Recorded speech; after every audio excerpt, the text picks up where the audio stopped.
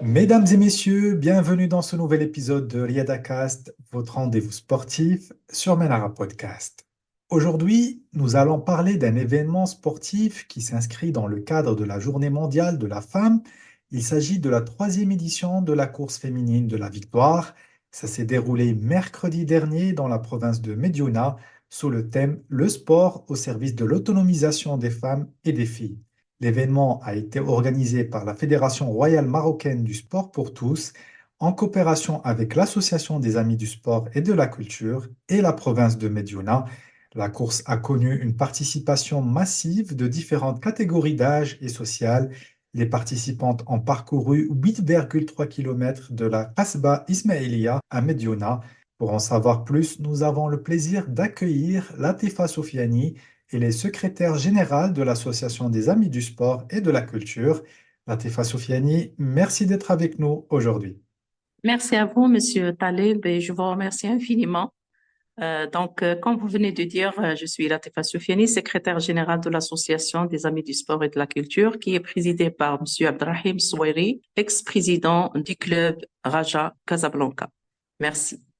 Avec plaisir. Tout d'abord, pouvez-vous nous en dire plus sur l'organisation de cette course et son importance pour la communauté de Mediona?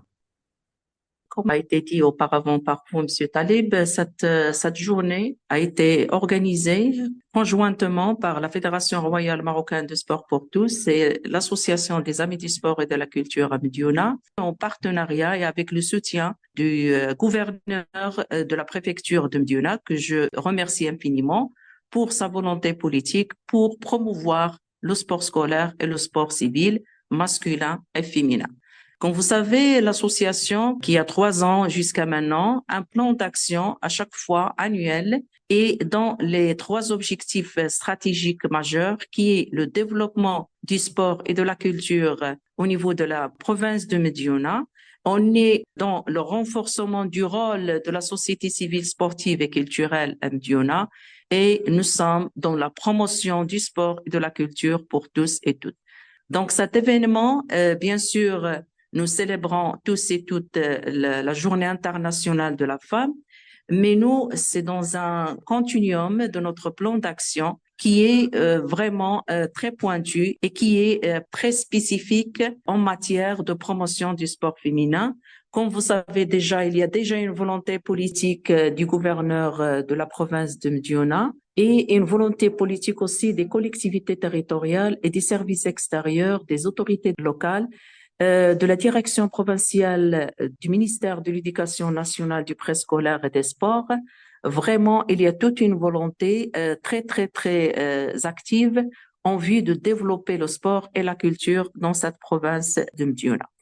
Comme j'ai dit tout à l'heure, nous sommes en train de développer une culture de pratiques sportives féminines, surtout pour les jeunes filles et pour les femmes et pour les jeunes sportives à Mediona. Nous avons 3 approches qui est l'approche participative, l'approche genre et l'approche gestion axée sur le résultat. Nous essayons à ce qu'il y ait cette culture de sport féminin, du moment que, comme j'ai dit, il y a une volonté aussi, par exemple, au niveau de la Fédération royale marocaine du football. Nous avons déjà organisé un tournoi pour 16 équipes scolaires, des jeunes élèves au niveau primaire et au niveau collégial. Et nous avons organisé aussi un tournoi pour les associations sportives dans 16 équipes garçons et 4 équipes filles. Donc, nous essayons d'avoir une stratégie d'intervention à long terme.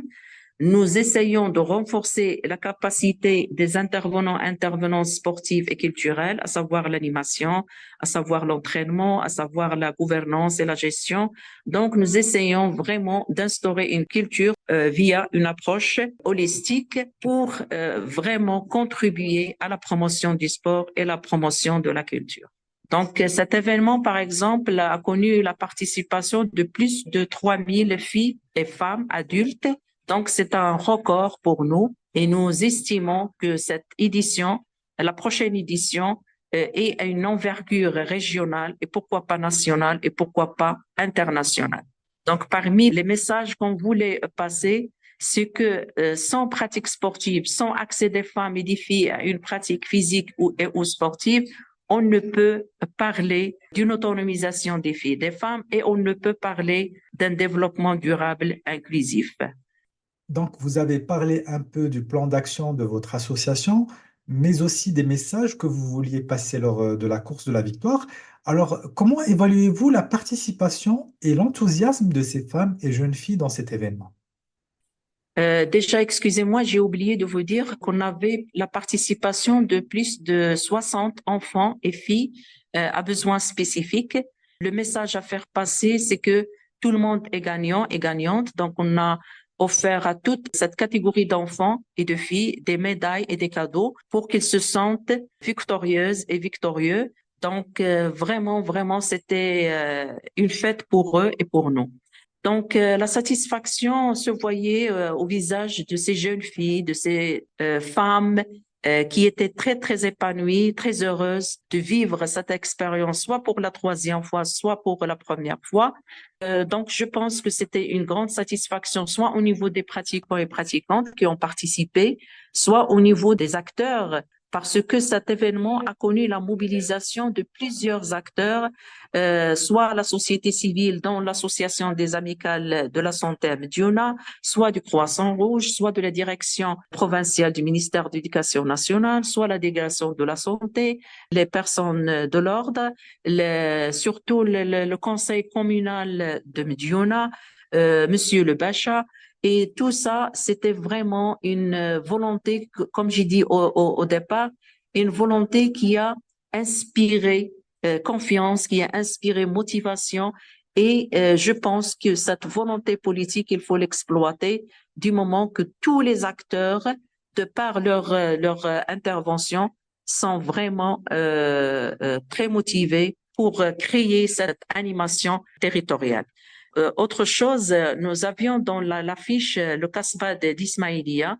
Et d'ailleurs, c'est un message que je veux passer, par exemple, à l'UNESCO. C'est un patrimoine culturel, matériel et très, très, très intéressant avec toute l'histoire tout autour. Donc, j'espère que l'UNESCO puisse déclarer cette Kasbah d'Ismaïlia comme patrimoine international et qu'il y ait vraiment un travail là-dessus pour que ça devienne un patrimoine culturel international. Donc, il y avait aussi la participation de plus de 30 enseignantes de PS et animatrices du sport au niveau primaire et au niveau collégial et lycée. Nous avions des femmes, soit au niveau de la course, soit au niveau de la gestion, soit au niveau des juges de parcours, soit au niveau du comité organisationnel.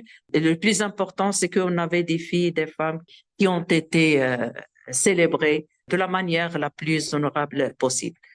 Et bravo pour ce que vous faites. Madame Soufiani, comment vous voyez aujourd'hui l'évolution de la participation des femmes dans le sport au Maroc? Là, c'est la question très épineuse. Pourquoi? Parce que je pense que nous avons la volonté politique, mais quelque part, cette volonté politique n'est pas opérationnalisée. Je vous donne un exemple. Je donne toujours l'exemple de la Fédération royale marocaine du football. Nous avons cette mesure spécifique, je félicite la fédération, cette mesure spécifique pour encourager soit les associations, soit les clubs sportifs à engager des équipes féminines au football. Donc, il y a toute cette rémunération des joueuses et des entraîneurs directement de la fédération. C'est une mesure que j'espère qu'il soit une phase transitoire du moment qu'on veut que les équipes de filles qu'ils accèdent au financement parce que tout le monde sait ça, il y a des clubs qui ont des équipes féminines, mais dans les salaires des joueuses, le salaire de l'entraîneur, de toute l'équipe qui tourne tout autour.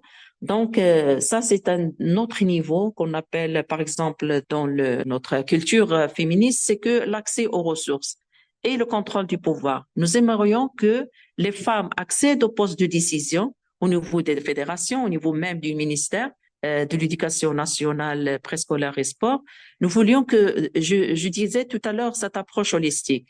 C'est que tant qu'il y a une volonté politique déclarée, Il faut qu'il y ait cette institutionnalisation de l'égalité entre les sexes dans différentes sphères, à savoir la mise en œuvre, à savoir le niveau organisationnel et structurel.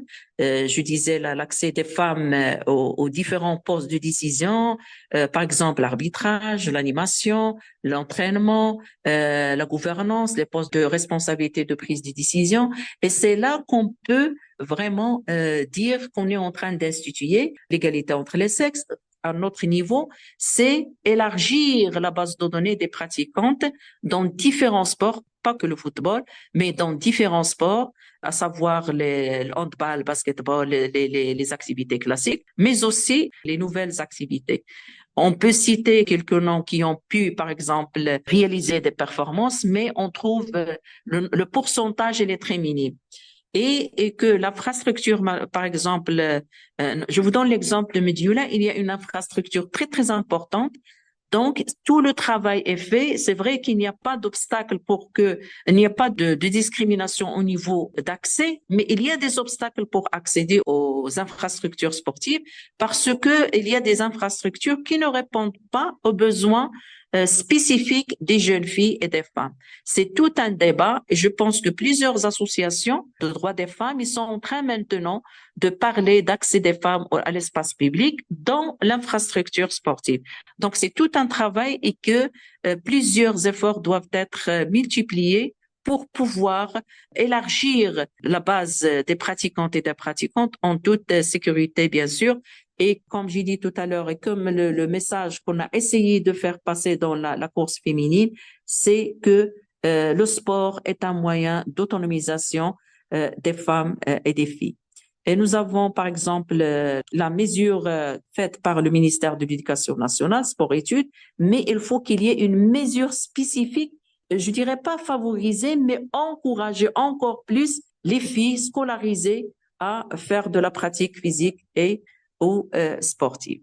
Et nous avons toute la réalité devant nous, des clubs, des associations. Donc, il y a tout un travail d'accompagnement, de sensibilisation à faire pour lutter contre toute forme de discrimination à l'égard soit des entraîneurs, soit des arbitres femmes, soit des jeunes pratiquantes. Donc là, je pense que cette approche de l'égalité entre les sexes doit être prise en considération d'une manière transversale.